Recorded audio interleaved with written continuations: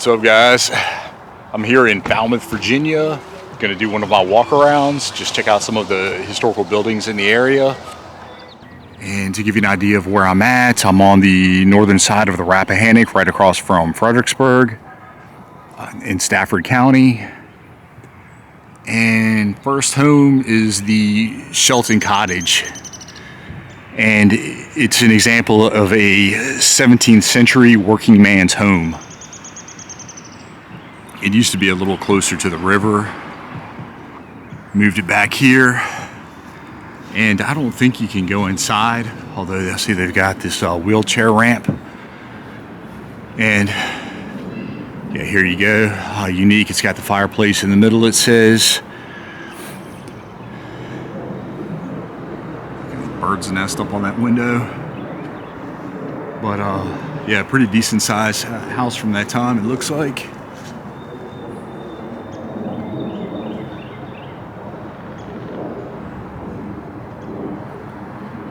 All right, so next I'm going to walk to the Moncure Conway house, a few hundred yards down that way.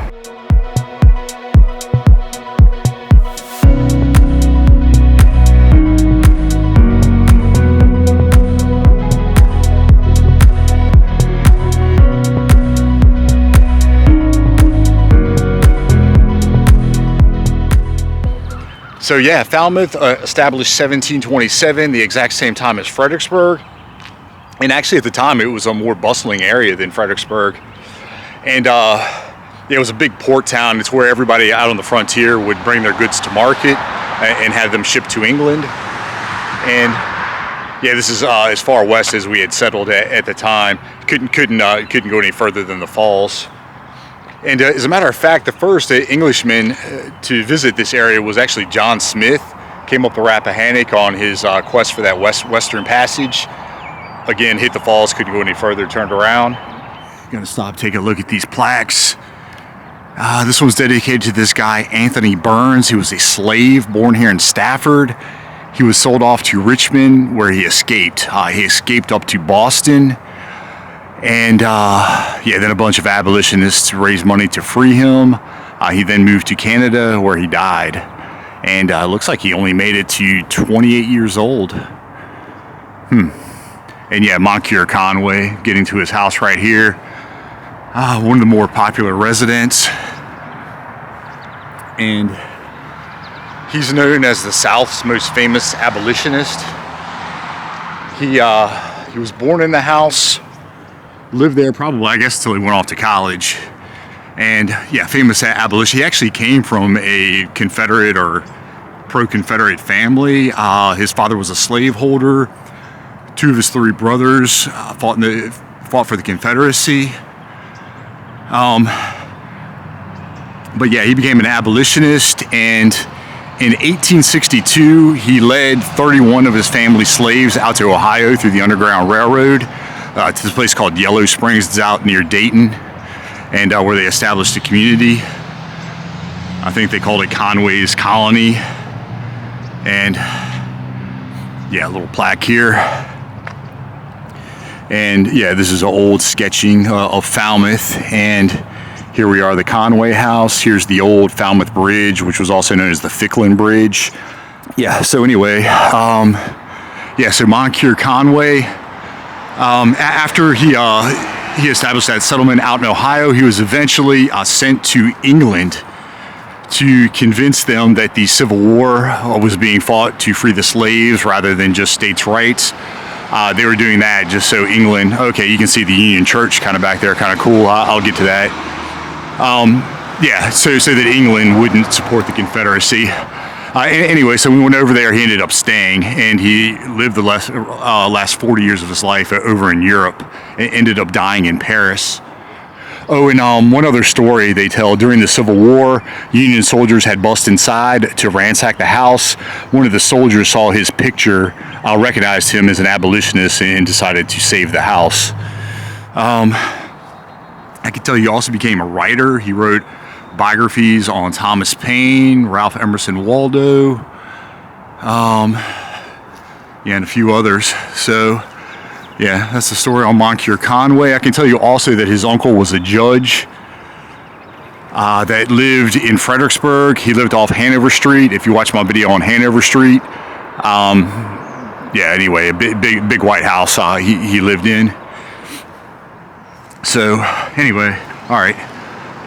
To the right is the Basil Gordon house, and yeah, this thing goes back to, I believe, 1809 it was built. And Basil Gordon, he was known as one of America's first millionaires. He's probably the most prominent citizen in this area. And yeah, that's where he lived. And I'm gonna walk around over to Amy's Cafe. And to give you some more information on the Gordons, like I say, Basil Gordon, known as one of America's first millionaires, he moved here from Scotland with his brother Samuel Gordon, who had a house kind of further up. But they moved here. They became successful merchants. So they had a shipping business here in Falmouth, and yeah. So yeah, like I say, old wooden bridge. Went over to the right of this new bridge, and I can tell you an interesting fact that the Rappahannock River was actually wider back then, because all through the 1800s they broke off several canals, kind of narrowing it out. So it's kind of interesting, I guess. And just to continue with Falmouth, it was a booming town up until the Civil War, and just it took a downturn after the Civil War, just the economic devastation. And then kind of the death knell, I guess, would be that big flood I just mentioned, 1942. And then I think when they built this Route 1 overpass, it kind of just bypassed the whole area. So the only thing that's really happening in this area is Amy's Cafe. So Basil Gordon, who I just mentioned, he had his merchant shop, which was Amy's Cafe. It was the first floor. He had a warehouse in this parking lot. And then eventually, after the warehouse was torn down, there was a service station. I believe it was called Riverview, right there at the parking lot. And yeah, so Amy's Cafe, it's been many things: tavern, general store, and the second floor was used as a hotel. You'll see 4 chimneys there. And then I also mentioned in the 1930s, it was a happening restaurant called The Curb. It was one of those restaurants where you sit in your car, the waitress comes out to serve you. All right, and this building right here is the Lightner Store. And Lightner family lived here. Store on the first floor, they lived on the second floor. And I had read that it was built 1831. The Lightners moved in 1878, so I'm not sure what happened before then.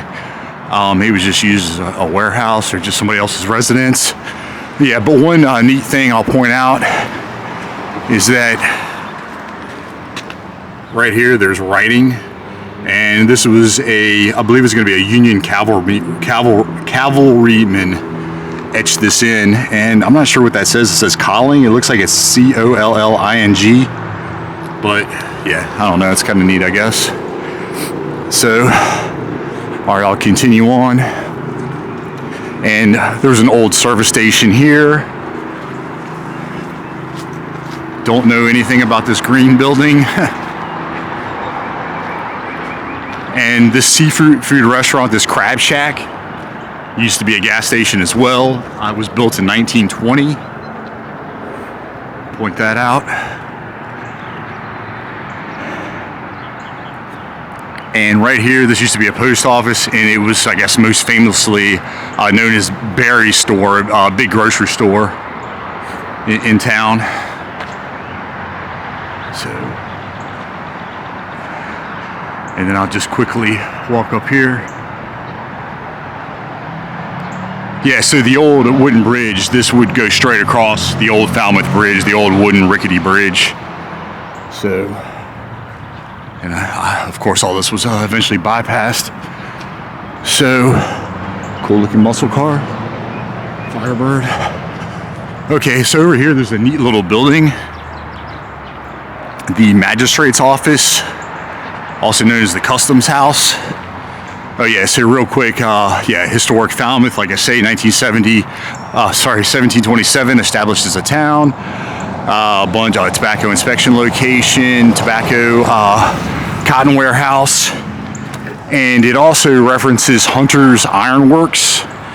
And yeah, they produced a lot of the weapons and materials for the Continental Army during the American Revolution. And that was a little further upriver. If you go up the Warrenton Road, which used to be this Washington Street down here.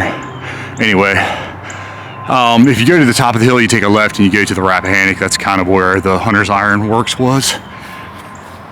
So, yeah, so the Magistrates Office, this thing, it dates back to 1895. It's also known as the Customs House. So, yeah, I don't know, kind of interesting building. Down here it says high water mark 1937. Somebody's little plaque.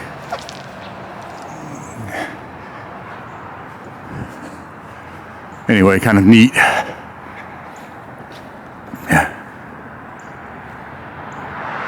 This here used to be an old cotton warehouse, one time owned by Basil Gordon. And a guy named Duff Green, who was another popular resident in this area, lived on this plot or in this house, I'm not sure which. And he also, one time, he owned a couple of mills. The mill district was right to the right of the bridge down there. Owned a mill, and at one time, he owned that Lightner Store that I had just passed. So, anyway, and across the street, this is where that Samuel Gordon lived that I had mentioned, the brother of Basil Gordon. He purchased this plot 1783, 1784, built the house, and the original structure is the brick portion to the left. Let me see if I can zoom in. Oops. Well, I've got a slow zoom going on, but anyway, that's original. So, and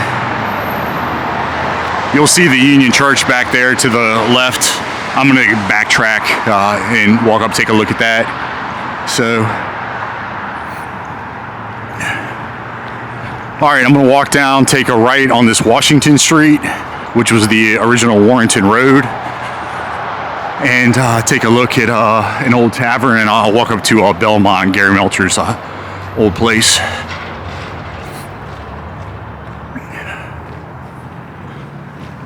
Actually, so while I'm walking, I'll talk a little bit more about the Gordons. You'll see their names pop up a lot in Fredericksburg.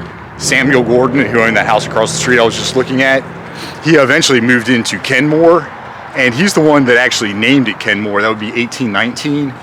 Named it after their ancestral home in Scotland. So also Basil Gordon's son, Douglas Gordon, lived on a big house at the corner of Fauquier and Princess Anne. It was a headquarters for O.O. Howard for during the Civil War. It was shelled like 30 times, heavily looted. Anyway, so yeah. Oh, and they also have their family cemetery is behind the Mary Washington Monument. That big obelisk. So, and that Basil Gordon himself was buried in the Masonic Cemetery. It's kind of sad. I know all this, but just doing all these videos on Fredericksburg, I've learned all this.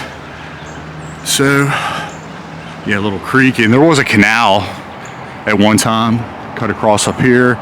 So yeah, Gary Melcher's straight ahead.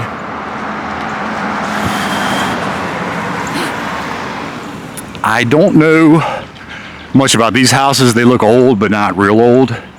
And I know somebody from the Brooks family lived up here. I don't know if they have any relation to Brooks Park. I don't know, but yeah, so this brick building here was the Temperance Tavern. I'm gonna walk up, take a closer look at it.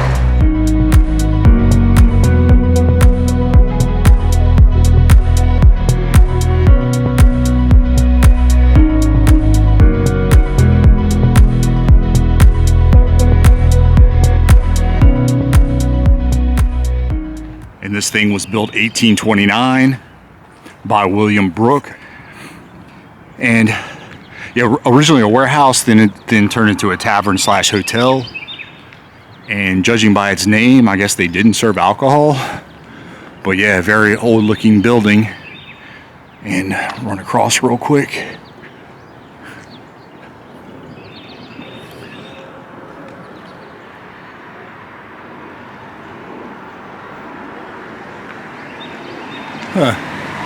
Water drain. And across the street here, the Barnes house. And yeah, wow, they really fixed this thing up. It was really bad shape for the longest time. And don't know when it was originally built, but I can tell you in 1850, it was purchased by the Barnes family from Joseph Ficklin, who lived at Belmont up there on the hill. And then in 1820, the Barnes sold it to Gary Melchers, who also lived at Belmont. So it's a couple more houses here. Okay, so coming up on Belmont, and I actually did a video on this a while back. It was one of my earlier videos. It's not that great, but just to give a quick recap, like I've already said, the Ficklin family owned the house. It was from 1825. Let me zoom in. 1825 until 1916. And then 1916 it was sold to Gary Melchers, the famous artist. So yeah, in the Ficklins, they own several mills down there on the falls. They own the original Falmouth Bridge, that old wooden bridge. And it's one of, I guess, kind of three mansions, if you will here in Falmouth. And let's see, how am I going to walk up there? I'm going to have to walk. Maybe I can just cut through. I don't know if somebody else say something to me. All right, so yeah, there was Belmont. There was the Carlton, which is right there at the intersection of 17 and Route 1, the northwest corner. It's hidden in the woods there. Might fly my drone over it. Don't know the year it was built, but it was the 1700s. And that's the one, the only thing I know about it, Rutherford B. Hayes visited when he was a general during the Civil War. And then the third mansion would be Clearview. And it's on the other side of Butler Road for anybody who lives in the area. I might fly my drone over it. And I think the Buchanan family lived there. But yeah, don't know much about that house, but that one goes back to the 1700s as well. So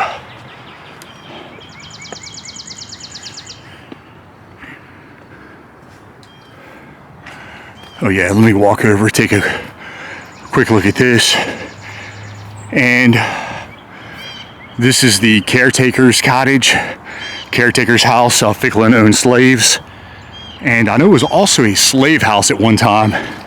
And this originally, this trench was kind of built here for the road for whatever reason. It was leveled off across here. But yeah, in your typical kind of slave cavern, you've got that chimney there in the middle. Yeah, so that's it. Yeah.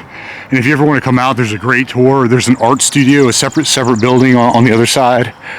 Back there, all kinds of walking trails going down to the Rappahannock. So, yeah, and pretty impressive artwork. So, all right, I'm going to wiggle through the parking lot and get to that last house up here.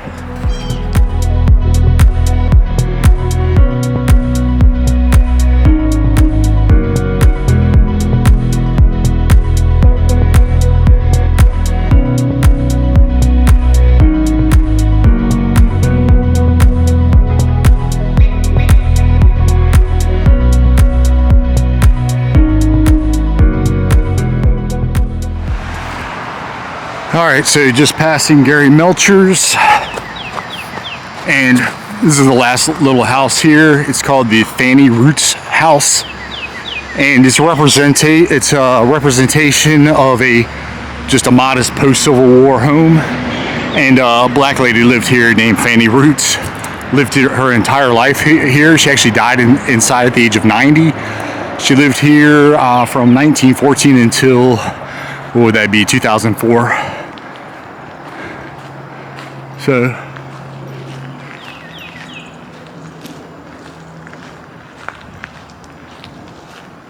I know at one time they were just giving quick little tours on the inside. I'm not sure if they still do that. But I can walk around here.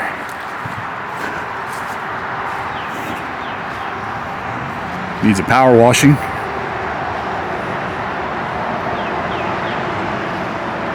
Yeah, I don't think they're giving tours anymore, but anyway, cool little house.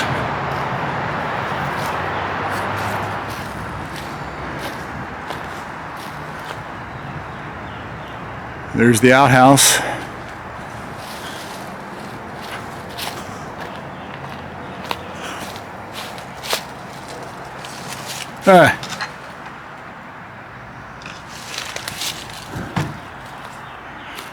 Okay. All right, so that's going to be the Fanny Roots house. Now I'm going to backtrack and take a look at the Union Church.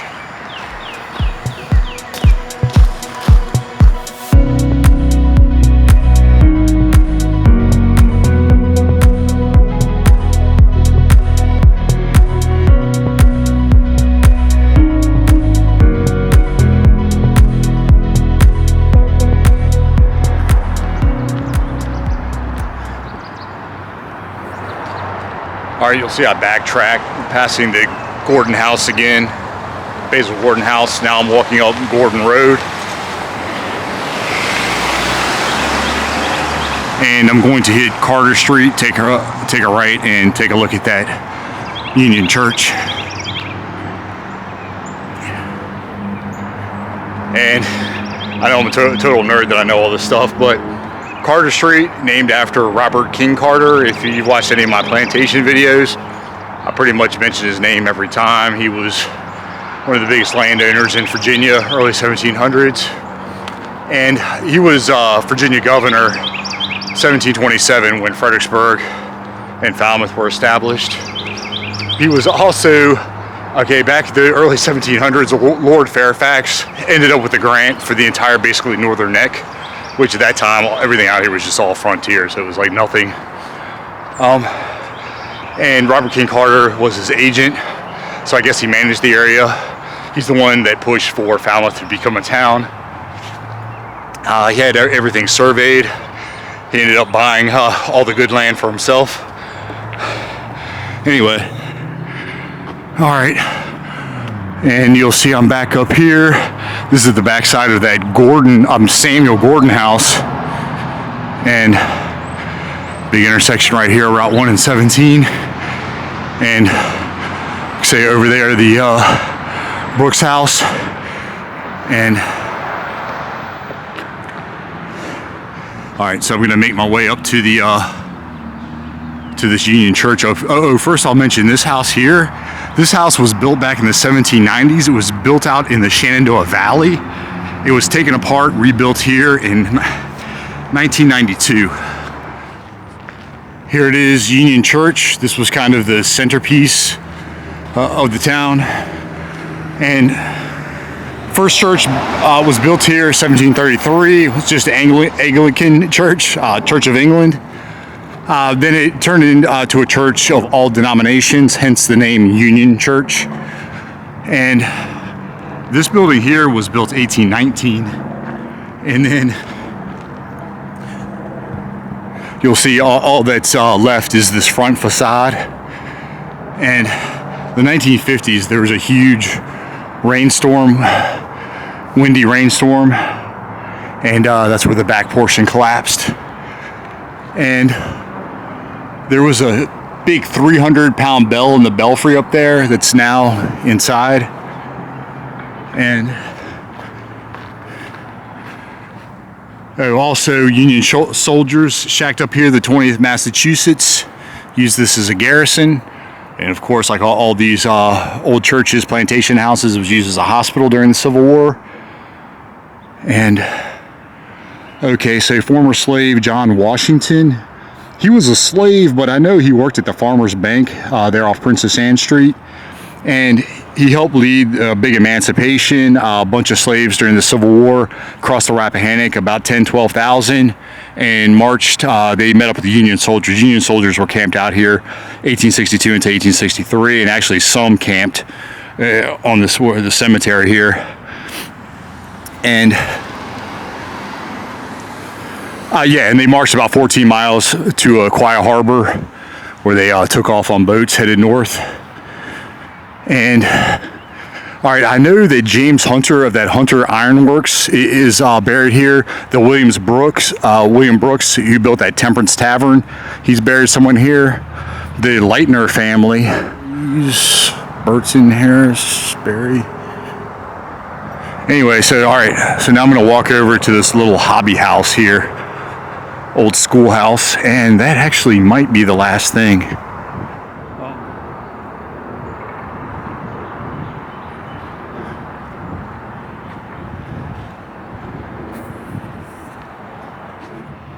All right, so I was just reading this plaque. I read something interesting, that a submarine telegraph was discovered at the Conway house, just at the bottom of the hill. And it was some device they used to pass, the Confederates used it to pass messages underwater to Fredericksburg. Kind of interesting. Okay, so last thing, the hobby school. 1950, log cabin was moved to its present location. It was at the corner of Butler and Carter Street, which this is Carter Street, that's Butler right there. So I guess they didn't move it too far. And they believe it's similar to the style of house where Master Hobby conducted school for young plantation boys such as George Washington. So, pretty simple looking structure, pretty interesting. You've got the log beams there in between rows of bricks and a pretty wide door here. So, flagpole right there.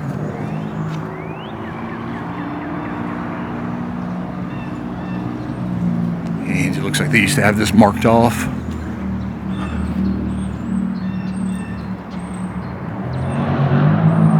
Well, there's the back of it.